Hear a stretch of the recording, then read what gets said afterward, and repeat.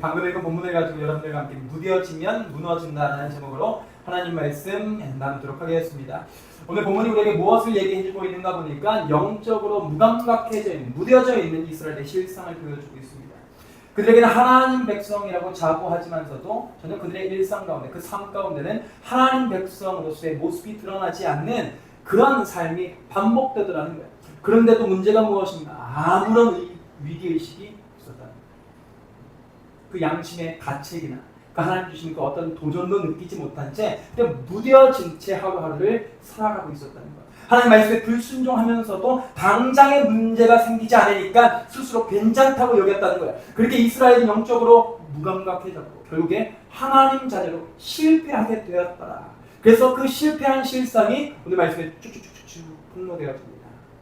하나님은 이런 이스라엘에게 이 아모스라고 하는 선지자를 통해서 하나님의 사람을 통해서 그들에게 심판을 예언하시는데 그 말씀이 본문 14절에 나옵니다. 빨리 다른 박질하여도 도망할 수 없으며 강한 자도 자기 힘을 낼 수 없으며 용사도 자기 목숨을 구할 수 없으며 하나님의 그 심판 가운데 그 누구 하나 제 힘을, 제 영향을 발휘할 수 있는 사람이 없다. 그 심판에서 벗어날 길이 없다라는 것입니다. 이 말씀이 오늘 함축적으로 우리에게 무슨 도전을 하나 보면 우리의 영적인 감각이 무뎌졌어. 계속해서 무감각해져 있다면 그 무뎌짐으로 끝나는 것이 아니라 심판 가운데 무너지는 인생 살게 된다는 것을 오늘 말씀 우리에게 얘기해 주고 있습니다. 그러니까 결국에 무뎌지면 어떻게 돼요? 무너지게 된다는 것입니다. 하나님께서 왜 이스라엘 백성들에게 이런 심판의 말씀을 하셨는가 보면 단지 그들이 받을 형벌을 선포하시기 위한 것이 아닙니다. 그냥 그들에게 정죄감만 주고 너네 왜 그렇게 살지 못해? 왜 내 백성이라고 하면서도 왜 내 백성답게 믿음으로 살지 못해? 왜 은혜로 살지 못하냐고 그렇게 차단하시고 책망하시기 위해서 그들에게 이 심판의 메시지를 준 게 아니에요. 늘 생각해보세요. 정말 하나님께서 이 심판받아 마땅한 이스라엘 백성들에게 심판을 작정하셨고 그 심판을 실행하고자 하셨다면 이 말씀을 굳이 주셨을까요? 굳이 수고스럽게 이 아모스라고 하는 하나님의 사람을 통해서 이 말씀을 전하실 필요가 있어요? 그럴 수 없어요. 그럴 필요가 없어요. 그냥 당장에 주변 강대국 통해가지고 이스라엘 백성들을 쓸어버리면 그만입니다. 그런데도 왜 굳이 이 아모스라고 하는 이 선지자를 통해서 이 심판의 말씀을 들려주셨는가? 이제라도 돌이켜서 하나님이 주신 회복을 경험하라는 거죠. 하나님 말씀으로 돌아와서 그들 가운데 진정한 치유, 진정한 구원과 진정한 생명 있는 삶을 누리라고 주신 거예요. 그러니 이 심판의 메시지는 결국 어떤 메시지예요? 이스라엘을 다시 살리시기 위한 하나님의 절절한 심정이에요. 하나님의 은혜의 말씀이라는 것입니다. 아멘? 그래서 이 류호준 교수님이라고 하는 이분이 자신이 쓴 책 아모스에서 이렇게 말씀하시더라고요. 제가 읽어드릴게요. 도덕적으로 타락해 있는 문화들이 이스라엘의 안방을, 그 거리들을 해집고 파고들었을 때 하나님은 어떻게 해요? 그 입을 다물고 계실 수 없으셨다. 하나님은 예언자들의 말을 통해서 이미 일하고 계셨다. 하나님의 심판에서는 너희들 이제 심판받아 마땅하니 빨리 다른 박질에도 도망할 수 없고 강한 자도 자기 힘을 낼 수 없으며 용사도 자기 목숨을 구할 수 없느니라 라고 하신 그 선언은 사실상 뭐라고요? 하나님 자기 백성을 향해 주신 은총의 기반이기도 했다. 그들 살리시기 위한 하나님 편에서의 헌신. 그들을 포기할 수 없어서 가슴 아프지만 다시 한번 그들에게 돌아오라고 말씀하시는 하나님의 손짓이었다는 것입니다. 그러니 오늘 이 심판의 말씀은 또 우리가 들어야 되고 우리 귀에 들려져야 되고 매일같이 우리가 상기해야 되는 이 심판의 메시지는 하나님께서 우리에게 협박하기 위해서 주신 것이 아니라는 것입니다. 하나님의 사랑이 담긴 알림, 경고장, 사이렌. 우리는 돌이켜야지 산다. 그러니 이 말씀이 우리 삶 가운데 불편함을 초래해도 우리는 이 말씀에 귀를 기울여야 한다는 것입니다. 아멘이십니까? 네. 바로 이 심판의 메시지가 하나님께서 우리를 향해서 다시 돌아오고 다시 하나님 말씀 앞에 엎드리라고 우리에게 사인을 주시는 하나님의 은혜인 줄로 믿습니다. 이런 견지에서 우리가 예언이 무엇인지를 한번 생각해 봐야 되는데 예언이라고 하면은 우리는 자꾸만 미래를 점치는 것으로 생각할 때가 참 많잖아요. 그런데 이 성경에서 말하는 이 예언이라고 하는 이 말의 개념은요 단순히 미래에 대한 현실을 예고하는 차원이 아닙니다. 지금의 잘못된 현실에서 하나님께 다시 그의 삶을 돌이키라고 맡겨진 말씀이 예언이라는 거예요. 다시 말해서 이 예언의 예자는 미리 예자가 아니라 맡길 예자라는 거예요. 자, 이 예언의 예자가 무슨 예자라고요? 맡길 예자. 그러니까 하나님께서 그들에게 말씀을 맡기셨다는 뜻을 맡길 예자라는 거예요. 하나님이 영적으로 무감각해져 있는 이스라엘, 그래서 심판을 자처하는 이스라엘 백성들을 회복하시기 위해서 그들에게 필요한 이 심판의 메시지를 맡기신 게 뭐다? 예언이라는 거예요. 그 맡기신 말씀을 이스라엘 귀에 들려주셨다는 거예요. 이처럼 심판의 메시지는 뭐다? 이제 돌아와. 이제 너네 정신 차려야 돼.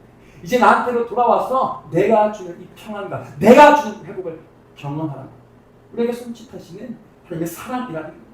오늘 이 말씀이 우리에게 동일하게 들려지고 동일하게 하나님 말씀으로 받게 되어서 오늘 이 하나님의 사랑의 사인에 우리가 아멘으로 반응하는 저와 여러분들의 삶이 되기를 간절히 소원합니다. 아멘이십니까? 이제 돌아오라고 손짓하시는 그 하나님의 말씀에 하나님 이제 돌아가겠습니다. 그렇게 결단함으로써 오늘 하나님께서 주시는 회복, 그래서 하나님 백성답게 살지 못하는 삶에서 돌이켜서 이제라도 하나님 주시는 그 평안과 은혜 속에서 하나님 백성으로 살게 되시는 저와 여러분들의 삶이 되시기를 간절히 소원합니다. 그럴 때 우리가 이 영적인 무당과 우리가 하여금 무너지게 만드는 이 영적인 무뎌짐에서 돌이켜서 어떻게 하나님 백성으로 살아갈 수 있는가. 그 첫 번째는 나의 실패를 직면해야 한다는 것입니다. 자, 띄워주실래요? 나의 실패를 직면해라. 넘겨주세요. 나의 실패를 직면해라. 근데 회복은요, 핑계를 멈추는 데서 시작됩니다. 이스라엘 백성들이 왜 영적으로 무감각해져 있는가 보면 그들의 실패를, 그들의 실상을 마주하지 않았기 때문에 됩니다. 그들의 그 못난 모습을, 하나님 백성답게 살지 못했던 그 모습을 자꾸만 회피했기 때문이랍니다. 그래서 하나님은 영적으로 무감각해져 있고 뭐가 잘못됐는지 자꾸만 무뎌져 있는 이스라엘 백성들을 흔들어 깨우시기 위해서 그들의 실상을 다 폭로하십니다. 그들의 죄를 다 드러내세요. 그 말씀이 어디에 있는가 보니까 본문 6절에서 8절에 나오는데, 그 본문 6절에 8절에 있는 말씀을 보니까 이 이스라엘의 죄가, 이 이스라엘의 실패가 세 가지로 요약됩니다. 어떻게 해요? 첫 번째 뭐다? 아니요. 그 전에 첫 번째 뭐다? 경제적인 실패고, 두 번째가 도덕적인 실패고, 세 번째가 종교적인 실패. 이 세 가지의 문제를 통해서 이스라엘의 그 실상을 다 너는 지금 되게 잘 살고 있는 것 같지? 아니야. 그들의 현실 속을 드러낸 거야. 그러니까 이 세 가지 죄는 단순히 그들의 윤리적인 문제에 그치지 않습니다. 하나님 백성이 무너졌다는 증거예요. 반증이에요. 그들의 영적인 감각이 묻어져 있다는 증거라고. 그러니 오늘 이 말씀을 통해서 불편하더라도, 부담스럽더라도 우리의 삶도 이 이스라엘 백성들처럼 무감각해져 있지 않은지, 죄에 대해서 무뎌져 있지 않은지 우리 한번 돌이켜봐야 한다는 것입니다. 첫 번째입니다. 경제적인 실패예요. 우리 본문 6절 후반부를 함께 읽어보도록 하겠습니다. 시작! 그들이 은혜를 받고 의를 팔며 실 한 켤레를 받고 가난한 자를 팔며. 자, 이스라엘 백성이, 이 하나님 백성이라고 하는 이 이스라엘 백성들 가운데 어떤 일들이 일어나는가 보니까 빚을 갚지 못한 이 가난한 자들을 실 한 켤레, 그 푼돈에 돈을 받고 노예로 파는 일들이 벌어졌다는 것을 알 수 있습니다. 그러니까 하나님 백성이라고 하는 그 사람들이 무슨 가치만 붙들고 살았는가? 세상의 약육강식의 법칙, 세상의 돈의 가치, 세상의 자본주의 논리에 갇혀서 하나님 자녀들을 놓치면서 살았다. 하나님께서 소중하게 여기시는 그 생명을 훼손하면서 살았다는 거예요. 믿음이 아니라 자본의 논리로 사람들에게 상처만 주는 그런 인생을 살았다라는 것입니다. 오늘 이 말씀에 비추어서 우리의 삶은 어떤 점부터 이렇게 봐요. 오늘 어떤 가치가 붙들고 삽니다. 하나님 우리 삶의 유일한 주인 되시느라고 고백하면서도 여전히 돈 앞에 벌벌 떠는 인생 살고 있지 않은지, 여전히 돈의 가치만 붙들면서 살고 있지 않은지, 믿음으로 이 문제를 돌파하기보다 돈 앞에 주저하고 돈 앞에 주저앉는 그런 인생을 살고 있지 않은지, 그 돈, 그 푼돈 때문에 다른 사람들에게 상처 아닌 상처 주는 인생을 살고 있지 않은지 한번 돌이켜봐야 된다. 두 번째, 도덕적인 실패입니다. 본문 7절입니다. 함께 읽겠습니다. 시작! 힘없는 자의 머리를 티끌 먼지 속에 발로 밟고 아버지와 아들이 한 젊은 여인에게 가졌어. 자, 이스라엘 백성들 가운데 또 어떤 일들이 벌어졌는가 보니까 이 힘 있는 사람들이 자신의 권력을 과시하더라는 거야. 근데 과시하면서 어떻게 과시를 해요? 힘없는 자의 머리를 이 티끌 먼지 속에 발로 밟을 정도로 약자들을 무시한 채 자기 자신을 자랑하다. 나 이만큼 축복받았어. 나 이만큼 힘 있어. 나 이만큼 은혜 받았어. 라면서 자신의 이 있음을 드러냈다. 또 하나. 이 아버지와 아들이 한 젊은 여자에게 다녀서 라는 이 말은 이 힘없는 여인을 상대로 아버지와 아들이 이 욕구를 푸는 성적인 도구로 취급했다는 것을. 그러니까 하나님 백성이라고 하는 이 이스라엘 가운데서도 성적인 문란함이, 그 성적인 붕괴가 일어났다는 것을 알고 있었다. 자행되고 있었다. 그러니까 그 과정에서 이스라엘 백성들은 그 어떤 수치심도 느끼지 못하더라는 거예요. 오늘날 우리 사회는 어떻습니까? 힘없는 사람을 괴롭히고 고인이 된 사람을 조롱하는 게 하나의 인기를 얻는 콘텐츠가 되는 사회가 되어버렸습니다. 아름다운 성을 내 욕구를 푸는 콘텐츠로 소비하게 되는 그런 사회를 살아가고 있다. 우리는 이렇게 부끄러움을 느끼지 못하는 사회를 살고 있다는 걸 기억하세요. 지나친 부끄러움도, 수치심도 문제지만 부끄러움을 느끼지 못하는 것도 문제예요. 근데 짐승과 인간을 구별하는 게 문제 아세요? 부끄러움을 느끼느냐 느끼지 못하느냐의 차이입니다. 짐승은 부끄러움이 없어. 그러니까 부끄러운 짓을 해놓고도 그게 부끄러운 짓. 마찬가지. 우리 인간이, 우리 사람이 부끄러운 일을 자행해놓고서 마땅히 회개해야 되는데도 불구하고 그 어떤 부끄러움도, 수치심도, 경각심도 느끼지 못한다면 스스로 짐승되는 길을 자초하고 있다는 거예요. 부끄러움을 느끼지 못하면 결국에 짐승 같은 삶을 살게 된다는 거예요. 세 번째, 예배의 실패입니다. 본문 8절입니다. 시작. 본문제단 옆에서 자, 이스라엘 백성들 가운데 또 어떤 일들이 벌어지는 겁니까? 이들은 종교적인 열심이 있었던 사람들이잖아요. 그런데 그런 이스라엘 백성들이 이 예배의 자리마저 불의의 현장으로 만들어가는 거예요. 어떤 불의? 가난한 자들에게서 빼앗은 그 옷을 성전 바닥에 깔고 앉아서 예배를 드리더라는 거예요. 그 가난한 자들, 그 약한 자들, 도움이 필요하고 소외된 그 사람들의 고열을 뜯고 뜯어내서 얻은 포도주로 그들의 목마름을 해소하더라는 거. 그런데도 나 예배 드렸으니까 나 지금 잘하고 있는 거야 라면서 스스로의 실상을 포장하면서 살아가더라고요. 하나님을 예배하는 자리였지만 정작 그곳에서는 하나님을 예배하는, 하나님을 향한 사랑도 없고 그 하나님의 사랑이 미쳐야 되는 이웃을 향한 사랑, 배려도 전혀 없더라는 것. 그러니까 예배라고 하는 그 종교 행위로 그들의 삶을 포장했지만 결국에 그 종교 행위 속에서도 그들의 민낯이 낱낱이 폭로되어지더라는 것. 오늘 우리의 예배는 어떻습니까? 여전히 내 이기심을 내려놓지 못한 채, 내 이 성적인 문란함을 내려놓지 못한 채 여전히 그저 눈 가리고 아웅식으로 기도하고 있지 않은가. 남을 향한 미움과 상처는 그대로 내버려둔 채, 방치해둔 채 찬양의 가사만 따라 부르고 있지는 않은가.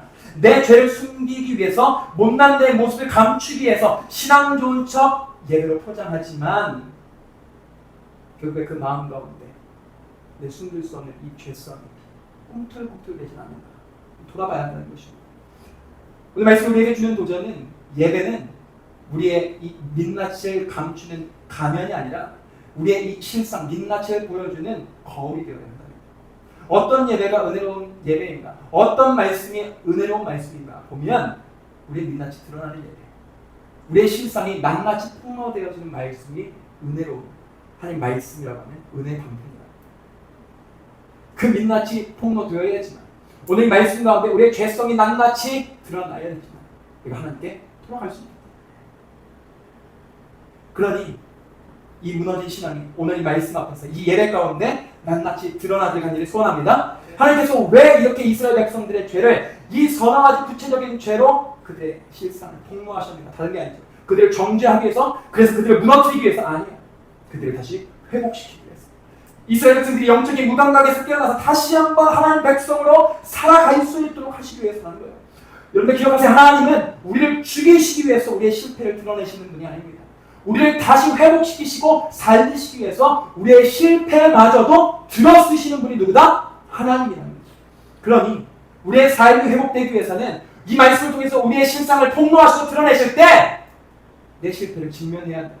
내 실패를 인정해야 된다는 거예요. 내 실패를 직면한다는 게 무슨 뜻인가 보면 핑계대지 않는다는 거예요. 핑계대지 않는다. 오늘날 우리가 사는 사회, 이 실패라고 하는 단어에 유난히 민감합니다. 실패하면 안 되는 세상, 실수하면 욕먹는 그런 문화 속에서 살아가고 있기 때문에. 제가 청년들이랑 게임할 때도 보면요, 누가 조금이라도 실수하잖아요? 그러면 옆에서 얼마나 한숨을 쉬고 옆에서 전도사, 동역자 다 필요 없어. 그냥 바로 비난하고 욕합니다. 이렇게 우리는 실패가 곧 죄처럼, 실수하면 곧 죄인인 것처럼 여겨지는 세상을 살아가고 있다. 그래서 이제 우리는 실패할 때마다 실패를 마주하기보다 어떻게 돼요? 핑계 먼저 대는 거예요. 아, 나 몰랐어. 아, 내가 게으른 게 아니라 요즘 내 마음이 너무 우울해서 그래. 나도 열심히 하려고 하는데 상황이 안 도와주는 걸 어떡해. 저 사람이 내 마음 무너뜨리는 걸 어떡해. 근데 저마다 실패하는 데에는 나름대로의 이유가 있어요. 실패 없는 이유 있어요, 없어요? 없어요. 다 실패하는 데는 이유가 있더라고요. 그런데 여러분 기억하세요? 그 이유가 우리의 회복을 가로막고 우리의 회복을 발목 잡는 벽이 되는 순간 그 이유가 아무리 합리적이고 그 이유가 아무리 그럴듯한 구실이어도 그 이유는 우리의 핑계가 됩니다. 핑계가. 다시 말해서 실패를 직면한다는 것은 우리의 회복을 가로막는 핑계를 내려놓고 제가 잘못했습니다 라고 인정하는 거예요. 저 사람 때문에 제가 이렇게 된 그게 아니라 상황이 지금 이러니까 그게 아니라 하나님 그냥 제가 잘못했습니다. 제가 죄인입니다. 제가 연약해서 그렇습니다. 저 사람이 내 마음을 힘들었지만 결국에 제가 무너져서 그렇습니다. 내 실상을 있는 그대로 인정하는 것, 그것이 내 실패를 직면한다는 것의 의미입니다. 그 실패를 직면할 때 비로소 회복을 경험한다고요. 베드로의 삶은 그러잖아요. 예수님 제자로 사는데 이미 요한복음에 보면 실패했던 그의 삶입니다. 그런데 그의 삶이 다시 한번 누가복음의 말씀을 통해서 회복될 수 있었던 건 자신의 실패를 다시 직면했기 때문에. 베드로가 이제 깊은 곳에 가서 그물을 내리다가 예수님의 놀라운 능력을 다시 한번 경험하게 됩니다. 그때 그 모든 문제가 예수님 제자로 사는데 실패했던 그 근원이 자기 자신에게 있었음을 깨닫게 된다. 그러니 그 가운데 우리가 잘 아는 누가복음 5장 8절에 있는 말씀으로 이렇게 고백합니다. 주님, 저는 죄인입니다. 저를 떠나십시오. 주님, 제가 잘못했습니다. 왜 베드로에게도 핑계 없었겠어요? 베드로에게도 핑계 있었습니다. 가정이라고 하는 핑계가 있었고, 처자식이라고 하는 핑계가 있었고, 생계라고 하는 핑계가 있었죠. 그러니까 예수 따르지 못하는 제자로서 사는데 실패했다는 게 들이댈 수 있는 그 나름대로 합리적인 핑계거리가 있었지만 예수님 앞에서 그 예수님의 능력을 경험하는 그 순간 그 핑계를 내려놓고 자신의 실상을 솔직하게 인정하더라고요. 제가 잘못했습니다. 그러니까 어떻게 돼요? 그 실패를 직면하자마자 다시 한번 제자로 가는 길이 열리더라고요. 제자로 사는 믿음의 삶으로 들어가는 그런 기회가, 그런 은혜가 주어지더라고요. 그래서 결국에 자신의 실패를 솔직하게 인정했을 때 회복이 임하게 되었어요. 실패한 어부에서 예수님 따르는 제자로 살게 되더라고요. 회복은 그렇게 솔직한 인정에서 그 인정에서 시작된다. 반면에 핑계는 우리의 회복을 가로막아요. 어떤 핑계를 내도 회복 가로막습니다. 아담과 하와의 삶이 그러잖아요. 아담과 하와가 범죄했을 때 하나님이 선악과를 따먹고 숨어버린 이 아담과 하와를 찾으시죠. 찾아오셔서 막 묻는 거예요. 너는 왜 숨었니? 그러니까 어떻게 해요?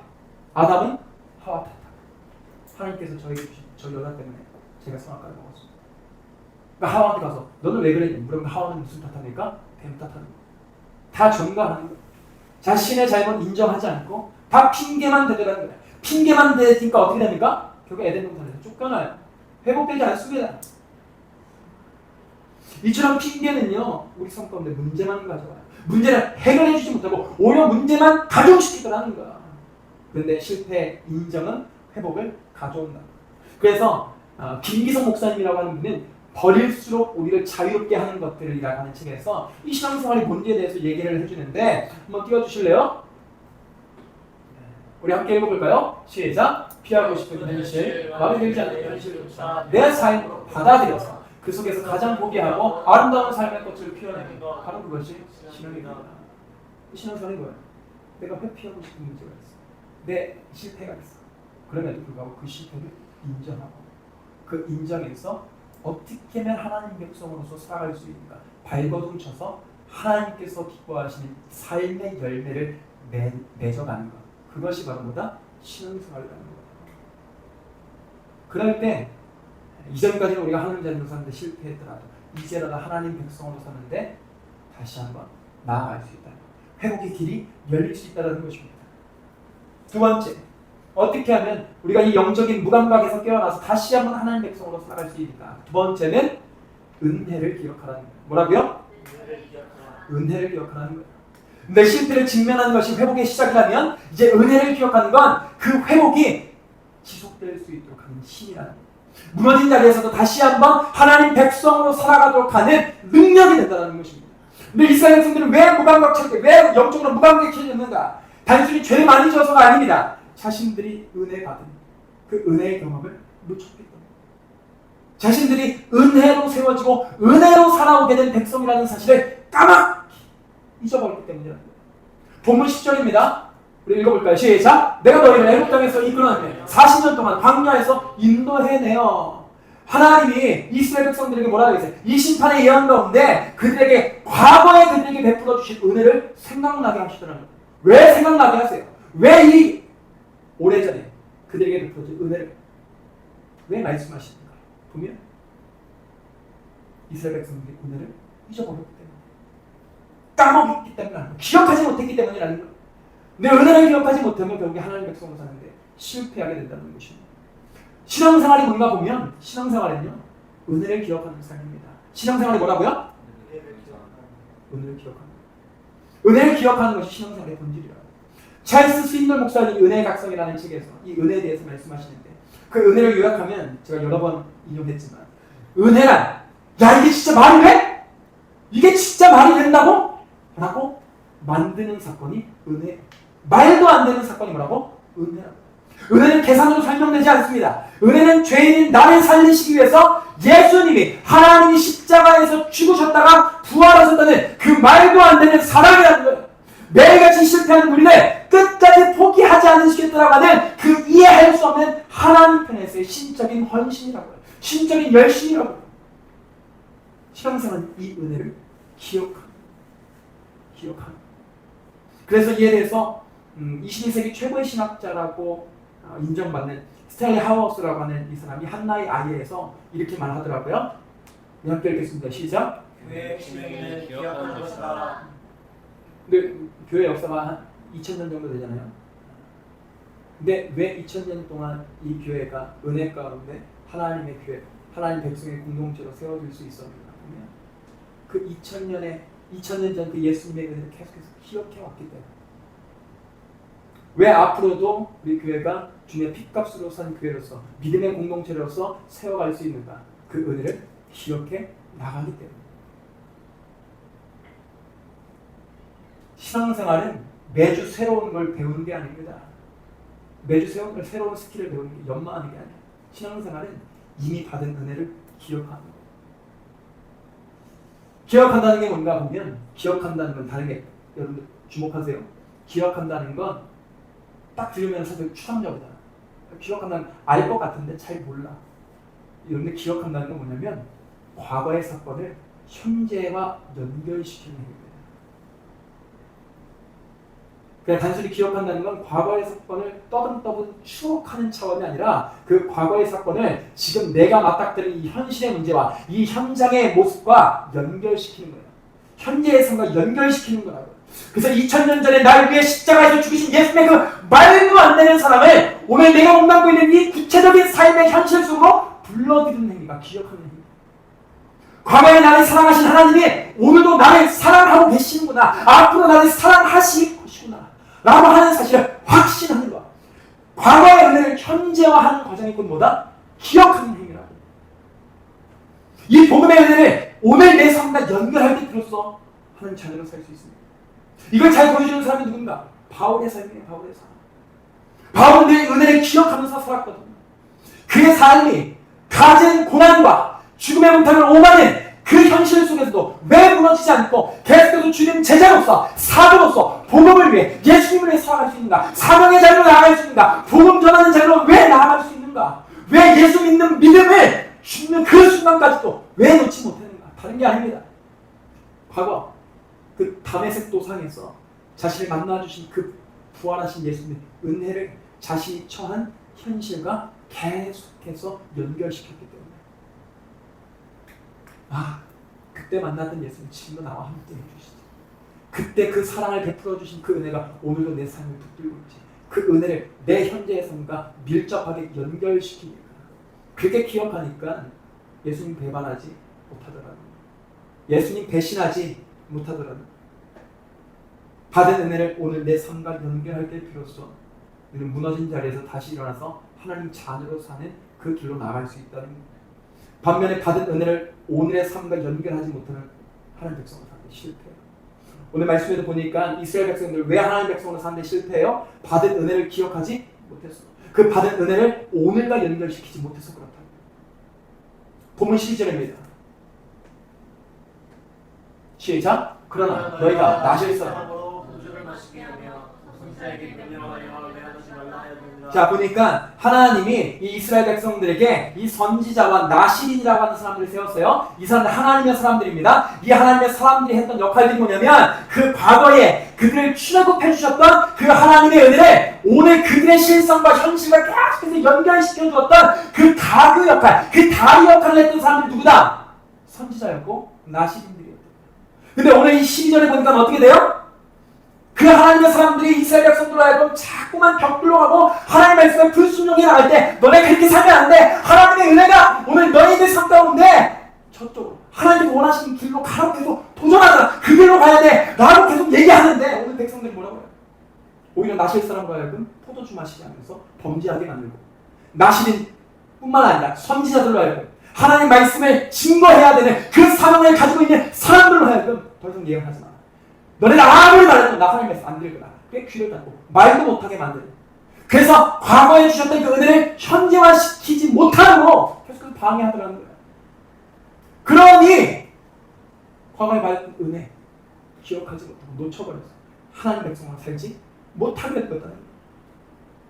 심판 자처하는 일을 살았다. 우리 삶도 마찬가지. 회사 일에 쫓기고 SNS에 마음이 뺏기고 해야 할 일 또 하고 싶은 일들에 묻혀 사느라 이미 받은 은혜를 오늘의 삶과 연결하지 못할 때가 얼마나 많이 있습니까? 근데 그 오늘의 삶을 의식해서 연결하지 못하면 결국에 우리 하나님 자녀를 사는데 매번 실패할 수밖에 없다는 것. 근데 성도는 어떤 사람인가 보면 과거의 은혜를 현재의 삶과 오늘의 삶과 밀접하게 연결시키는 사람이 성도예요. 하나님 자녀. 그러니 오늘 우리가 드리는 이 예배, 왜 우리가 매주 빠지지 않고 왜 예배해야 되는가? 왜 매주 빠지지 않고 왜 이 자리에 나와서 예배해야 되는가? 다른 게 아닙니다. 바쁜 삶 속에 뒤쳐져 있던 은혜를 오늘 우리 삶에 업데이트하는 시간이 예배이기 때문에 그렇습니다. 이 진짜 너무 중요해요. 최근에 한 청년하고 교제하는데 그런 고백을 하더라고요. 매주 예배가 기다려지다라는 거예요. 왜 예배가 기다려져? 물어보니까 예배 자리 나오면 바빠서 놓치고 있었던 그 하나님 은혜가 다시 깨달아지더라는 거예요. 다시 선명하게 기억되더라는 거예요. 그래서 그 받은 은혜를 자신의 삶과 연결하면서 다시 하나님 자녀로 살고 싶다. 그런 열망이 생기니까 예배가 기다려지더라는 거예요. 여러분들 예배는 은혜를, 받은 은혜를 오늘 우리의 삶 가운데로 불러오는 시간입니다. 그런 여러분 이 예배 자리 사수하시고 예배 자리를 지키셔야 돼요. 그러면 어떤 일들이 일어납니다. 여러분들이 예배를 지키는 것 같지만 결국에는 예배가 여러분들의 믿음과 여러분들의 마음을 지키는 그 놀라운 일들을 경험하게 된다고요. 또한 공동체는 은혜를 나누는 공간입니다. 근데 왜 공동체가 왜 중요한가? 왜 소그룹 모임이 왜 중요한지 아세요? 왜 중요하냐면 받은 은혜를 저마다의 삶과 연결지어 살아왔던 삶을 나누는 공간이기 때문에 그래요. 근데 소그룹 모임은 그리고 소그룹 모임 때 나누는 그 나눔은요 그저 나눔을 위한 나눔이 아닙니다. 머릿속에 한낱 깨달았던 그 깨달음을 나누는 공간도 아니에요, 여러분들. 근데 착각하지 마세요. 소그룹 나눌 때 나눔하라고 해서 어떤 내가 깨달은 것들을 나누는 것이 아닙니다. 깨달은 것이 머릿속에만 남는 건 아무 의미가 없어요. 그 깨달아진 것이 어떻게 하면 내 이 현실의 삶 가운데, 내 오늘의 삶 가운데 내 두 손과 두 발로 그 가치를, 그 신앙의 원리를 살아낼 수 있을까? 그 삶과 연결되어야지 비로소 의미가 있어요. 그 받은 은혜를 그렇게 나누라고 소그룹 모임으로 우리는 모이는 거예요. 그러니까 나눔을 위한 나눔이 아니라 삶을 위한 나눔이 되도록 공동체 모여야 된다. 은혜가 머리에만 머무는 시간이 우리의 소그룹 모임 시간이 아니라 그 은혜가 머리를 거쳐서 두 손과 두 발로 내려오고 두 발로 내려올 수 있도록 함께 고민하는 시간이 바로 우리의 소그룹 모임이 되어야 된다. 그럴 때 하나님 백성으로서의 삶이 관념이 아니라 머릿속에 어떤 지식이 아니라 우리의 피부로 느끼고 우리의 삶으로 생생하게 체감할 수 있는 현실이 될 수 있다는 거예요. 또한 말씀 묵상이라고 하는 것은 우리 삶 가운데 새겨진 그 은혜의 흔적들을 다시금 새기는 훈련입니다. 그래서 여러분들 말씀 묵상해 주십니다. 그래서 우리 한 청년도 이번 주 기도 제목 때 그런 기도 했잖아요. 바쁘더라도 말씀 묵상하게 해달라고. 그 기도 제목 되게 중요한 거예요. 왜냐? 그 말씀 묵상, 그 큐티가 다른 게 아니고 내 삶과 그 과거에 받은 은혜를 계속 되새기는 시간이거든요. 하나님 은혜, 이런 은혜 저한테 주셨죠. 그 은혜에 기초해서 이 말씀 붙들면 오늘 하루 살아가겠습니다. 그 결단으로 나아가서 하나님 백성으로 몸부림치게 하는 것이 바로 말씀 묵상이기 때문에 우리가 그 일에 힘써야 된다는 것입니다. 사랑하는 여러분, 우리에게 분명히 하나님이 우리를 만나주신 은혜의 순간들이 있습니다. 그렇죠? 누군가는 수련회에서, 또 누군가에게는 인생의 밑바닥 속에서, 또 누군가는 아무도 몰래 흘렸던 그 눈물 속에서 저마다 하나님 주신 은혜들을 다 받은 기억이 있어요. 그때 받은 은혜가 지금 내 삶을 버티게 했고 내 믿음을 지키게 했고 매일같이 무너진 자리에서 다시 하나님 자녀로 살게 하는 힘이 되게 했는 줄로 믿습니다. 아멘? 그러니 기억하십시오. 기억된 은혜가 우리를 또다시 하나님 백성으로 살게 한다는 사실. 그 무너졌던 자리에서 일어나서 또다시 하나님 자녀로 살도록 몸부림치게 만들고 발버둥치게 만드는 능력이 된다는 것입니다. 성도는 그 은혜로 사는 사람, 그 은혜로 기억하고 그 은혜를 기억하며 사는 사람입니다. 혹시 여러분들 가운데 말씀을 들어도 아무 느낌이 없고 예배를 들어도 아무런 감각이 없는 그런 청년들, 문제는 감정이 식은 것이 아니라 은혜 받은 기억이 흐려졌기 때문입니다. 하나님은 그런 우리에게 말씀하십니다. 받은 은혜 기억해라. 하나님 그 말씀처럼 그 도전처럼 기억된 은혜가 묻어진 우리의 심령을 깨어서 다시 하나님 백성답게 살도록 할 줄로 믿습니다.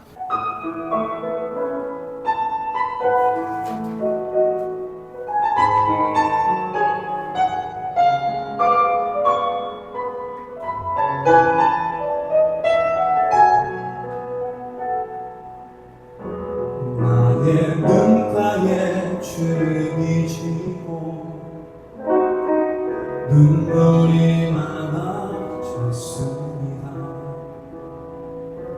잠시 눈 감고 뜬 것 같은데 어느새 여기 있습니다. 기쁜 나는 날도 많았었고 기쁜 날도 있었습니다. 삶은 여전히 되돌아보니 하나님 은혜입니다. 지금까지 나의 여정이 모두 하나님의 은혜라. 지금까지 나의 모든 여정 인도하셨네. 나의 남은 모든 여정이 모두